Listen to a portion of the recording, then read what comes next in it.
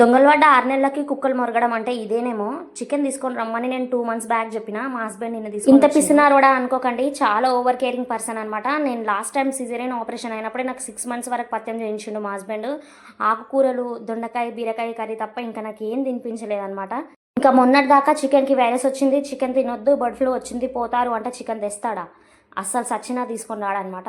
Caesarean అయింది, చామగడ్డ curry తింటే దురదొస్తుంది అని చెప్పేసి మొత్తమే చామగడ్డనే మానేసిండు, అసలు తీసుకురావడమే ఆపేసిండు. ఎప్పుడైనా తినాలనిపిస్తే మా ఇంటికి వెళ్ళినప్పుడు తింటా అనమాట. సో అట్లాంటి టైప్ అనమాట. నిజం చెప్పాలంటే ఇట్లాంటి హస్బెండ్ దొరకడం కూడా అదృష్టమనే చెప్తాను. ఎందుకనంటే ఇంతలా ఆలోచించే వాళ్ళు దొరకాలంటే అది కూడా రాసిపెట్టి ఉండాలి కదా ఎవరికైనా. నేనేమో చాలా టేక్ ఇట్ ఈజీగా ఉంటాను అనమాట. తినేదే కదా, అందరు తింటున్నారు కదా, అందరిలాగా మనం అనుకుని నేను ఉంటా. కానీ మా ఆయన మాత్రం చాలా ఆలోచిస్తాడు అనమాట. ఒక్కటికి 10 సార్లు ఆలోచిస్తాడు. అది సరే కానీ చికెన్ లవర్స్ ఎంతమంది ఉన్నారో కామెంట్ చేయండి. చికెన్ మాత్రం సూపర్ టేస్టీగా కుదిరింది. వీడియో నచ్చినట్లయితే లైక్ చేయండి. బయలున్న వైటీ ఛానల్ లింక్ ఉంటుంది, వెళ్ళి ఛానల్ని సబ్స్క్రైబ్ చేసుకోండి.